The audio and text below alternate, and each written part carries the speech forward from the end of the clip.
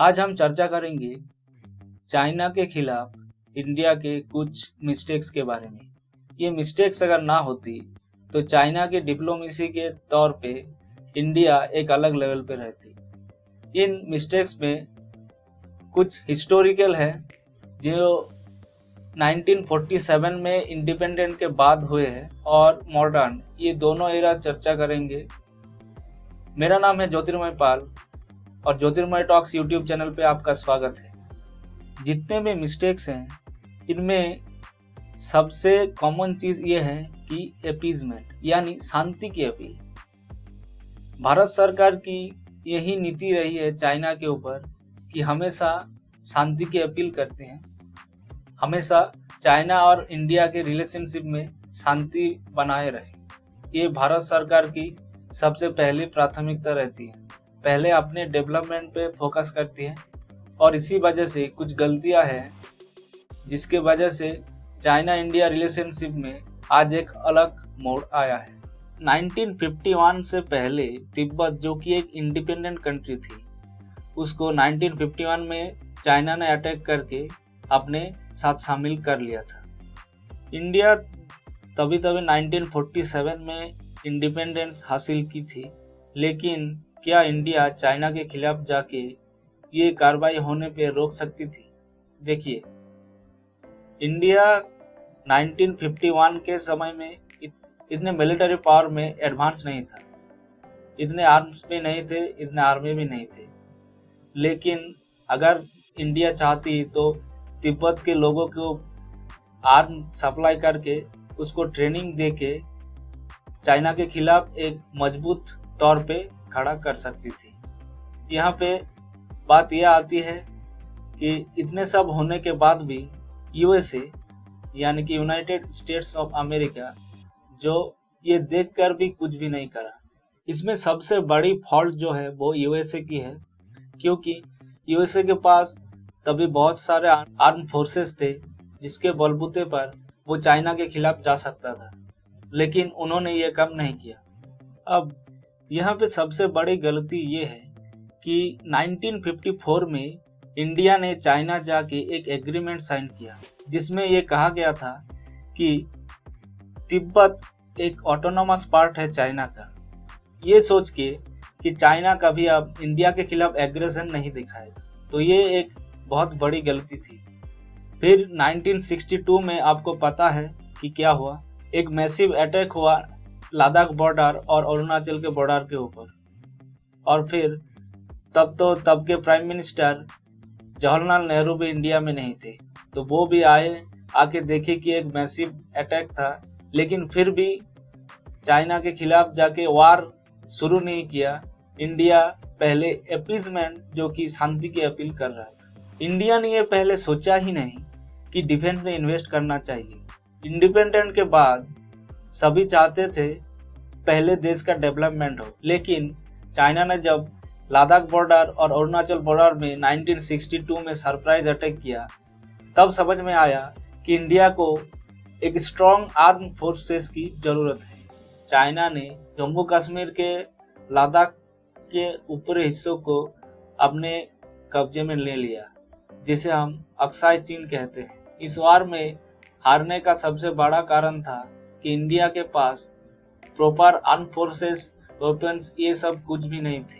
Himalayan area में लड़ने के लिए हमारे आर्मी के पास बेसिक इक्विपमेंट जैसे माउंटेन वॉरफेयर वेपन्स जैसे क्लॉथ्स, ग्लासेस, बूट्स, ये सब ठीक से नहीं थे। और एक बात, 1962 वार से पहले ही अमेरिका ने एक ओपन ऑफर दिया था यूएस के साथ अलाइन होने का, जिसके बदले में यूएस इंडिया को न्यूक्लियर वेपन देता, जिससे इंडिया अपने आप को सुरक्षित महसूस करती। लेकिन तब के प्राइम मिनिस्टर पंडित नेहरू ने अमेरिका के प्रेसिडेंट जॉन एफ कैनेडी के इस प्रस्ताव को ठुकरा दिया था। ये एक बहुत बड़ी गलती थी। ये अगर होता तो चाइना उस परिस्थिति में इंडिया के खिलाफ ऐसे आगे नहीं बढ़ता। तब की लीडरशिप ये समझती थी कि इंडिया अगर यूएस के साथ फ्रेंडशिप और बढ़ा ले, आसपास आ जाए, तो फिर चाइना अगर इसे थ्रेट मानकर इंडिया के खिलाफ अटैक कर दे इसीलिए तब के लीडरशिप यूएस के प्रस्ताव को ठुकरा दिया और इसका फल 1962 के इंडिया चाइना वार में मिला। और एक कारण जो आपको शायद ही पता होगा कि 1962 के वार में इंडिया ने एयरफोर्स का यूज नहीं किया था। तब के इंडिया की इंटेलिजेंस ब्यूरो यानी आईबी ने ये रिपोर्ट दी थी कि इंडिया अगर चाइना पे अटैक करता है तो चाइना भारत के कोलकाता जैसे बंदरों पे अटैक कर सकता है। और इसके अलावा इंडिया को ये पता ही नहीं था कि चाइना के एयरफोर्स कहाँ डिप्लॉयड है, इसीलिए इंडिया ने एयरफोर्स का यूज नहीं किया था। जबकि रियलिटी ये थी कि तब वेदर इतना डिफिकल्ट था, चाइना प्रॉपरली एयरफोर्स को इंडिया के खिलाफ यूज नहीं कर सकता था उस डिफिकल्ट वेदर में। तो ये एक बहुत बड़ी इंटेलिजेंस फेलियर थी उस टाइम। अब आते हैं 2003 में। तब की लीडरशिप थी अटल बिहारी वाजपेयी की। अटल बिहारी वाजपेयी वैसे तो एक बहुत अच्छे नेता थे, लेकिन उन्होंने भी एक गलती की। 2003 में अटल बिहारी वाजपेयी चाइना में एक विजिट में गए थे। वहाँ पे उन्होंने एक एग्रीमेंट साइन की थी। एग्रीमेंट में ये था, Tibetan Autonomous Region is the part of People's Republic of China.